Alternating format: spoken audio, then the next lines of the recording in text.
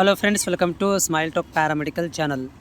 Screen ಮೇಲೆ ನೋಡ್ತಾ ಇದ್ದೀರಿ, you are stopped from seat admission process. ಈ ರೀತಿಯಾಗಿ ಒಂದಷ್ಟು ವಿದ್ಯಾರ್ಥಿಗಳು ಪ್ರಾಬ್ಲಮ್ ಇಶ್ಯೂ ಆಗ್ತಾ ಇದೆ. ಏನಿದು ಪ್ರಾಬ್ಲಮ್ಮು? ಯಾಕಂದರೆ ನಾವು ಸೀಟ್ ಸಿಕ್ಕಿಲ್ಲ, ನಮಗೆ ನಾವು ಆಪ್ಷನ್ ಎಂಟ್ರಿ ಮಾಡಿಲ್ಲ, ಫಸ್ಟ್ ರೌಂಡಲ್ಲಿ ಆಪ್ಷನ್ ಎಂಟ್ರಿ ಮಾಡಿದ್ವಿ, ಸೀಟ್ ಸಿಕ್ಕಿಲ್ಲ.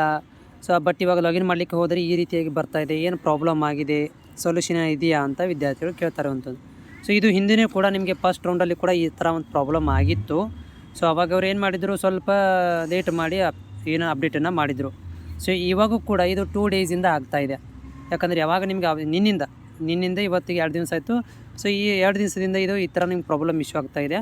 ಇದಕ್ಕೆ ಕಾರಣ ಏನಂದರೆ ಸರ್ವರ್ ಪ್ರಾಬ್ಲಮ್ಮು. ಇದಕ್ಕೆ ಫ್ರೀ ಮಾಡಿಕೊಡೋರು ಕೆಇದ ಟೆಕ್ನಿಷಿಯನ್ಗಳೇ. ಕೆಇದವರು ಇದ್ರ ಬಗ್ಗೆ ಏನು ಮಾಡ್ತದಂದರೆ, ಫ್ರೀ ಮಾಡಿಕೊಡ್ಬೇಕಂತಂದರೆ ಸ್ವಲ್ಪ ಕಾಲಾವಕಾಶ ಆಗುತ್ತೆ. ಯಾಕಂತಂದರೆ ಈಗಾಗಲೇ ಸುಮಾರು ಅಪ್ಡೇಟ್ಗಳನ್ನು ಮಾಡಿದ್ದಾರೆ ಕೆಇ ವೆಬ್ಸೈಟ್ ಒಳಗಡೆ. ಅವುಗಳನ್ನು ನೋಡಿಕೊಂಡು ಈ ಪ್ರಾಬ್ಲಮ್ ಆಗಿದೆ, ನಾಟ್ ಪರ್ಮಿಟೆಡ್ ಅಥವಾ ನಿಮಗೆ ಸ್ಟಾಪ್ ಮಾಡ್ತಾಯಿದ್ರೆ, ಒಳಗಡೆ ಹೋಗಲಿಕ್ಕೆ ಕೊಡ್ತಾಯಿಲ್ಲ, ಇದನ್ನು ಕ್ಲಿಯರ್ ಮಾಡ್ತಾರೆ. ಸ್ವಲ್ಪ ಕಾಲಾವಕಾಶ ಬೇಕಾಗುತ್ತೆ. ಕಾಲಾವಕಾಶ ಯಾಕಂದರೆ ಸೀಟ್ ಮೆಟ್ರಿಕ್ಸನ್ನು ಇವಾಗ ಅಪ್ಡೇಟ್ ಮಾಡ್ತಾಯಿದ್ದಾರೆ ಸ್ಟೆಪ್ ಬೈ ಸ್ಟೆಪ್ಪು. ಈಗ ಜಸ್ಟ್ ಆಗಿರುವಂಥದ್ದು BS ನರ್ಸಿಂಗು.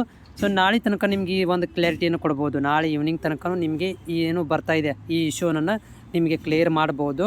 ಅಥವಾ ಅದಕ್ಕೆ ಸಂಬಂಧಪಟ್ಟಂಥ ಒಂದು ಆದೇಶವನ್ನು, ಪ್ರಕಟಣೆಯನ್ನು ಕೆಇದವರು ಕೂಡ ಕೊಡ್ಬೋದು. ಯಾಕೆ ಈ ರೀತಿ ಪ್ರಾಬ್ಲಮ್ ಆಗ್ತಾಯಿದೆ, ಯಾಕೆ ನಾವು ಈ ರೀತಿ ಮಾಡಿದ್ದೀವಿ, ಎಂಥ ವಿದ್ಯಾರ್ಥಿಗಳಿಗೆ ನಾವು ಏನಪ್ಪ ಅಂದರೆ ಲಾಗಿನ್ ಮಾಡಲಿಕ್ಕೆ ಕೊಡ್ತಾಯಿದ್ದೀವಿ ಅನ್ನೋದನ್ನು ಅವರು ಸ್ಪಷ್ಟತೆಯನ್ನು ಕೆಇದವರೇ ಕೊಡಬೇಕಾಗತ್ತೆ. ನೀವು ಅಲ್ಲಿ ತನಕ ಕಾಯಬೇಕಾಗತ್ತೆ. ಯಾಕಂದರೆ ಒಳಗಡೆ ಹೋದ್ಮೇಲೆ ನೀವು ನೋಡ್ಬೋದು, ಒಳಗಡೆ ಹೋದ್ಮೇಲೆ ಅಲ್ಲಿ 27ನೇ ತಾರೀಕು ತನಕ ಕ್ಲೋಸಿಂಗ್ ಡೇಟನ್ನು ಕೊಟ್ಟಿದ್ದಾರೆ ಆಪ್ಷನ್ ಎಂಟ್ರಿ ಮಾಡಲಿಕ್ಕೆ, 27 ತಾರೀಕು ತನಕ. ಹೀಗಾಗಿ ಏನಂತಂದರೆ ಅಲ್ಲಿ ನಿಮಗೂ ಕೂಡ ಅದರ ಒಳಗಡೆ ಏನಾದರೂ ಒಂದು ಕ್ಲಿಯರಪ್ಪನ್ನು ಮಾಡ್ಬೋದು. ಜಸ್ಟ್ ನೀವು ಕಾಯಿರಿ, ನಾಳೆ ಈವ್ನಿಂಗ್ ತನಕ ಯಾವ್ದಾರ ಒಂದು ಮಾಹಿತಿ ನಿಮ್ಗೆ ಬರುತ್ತೆ.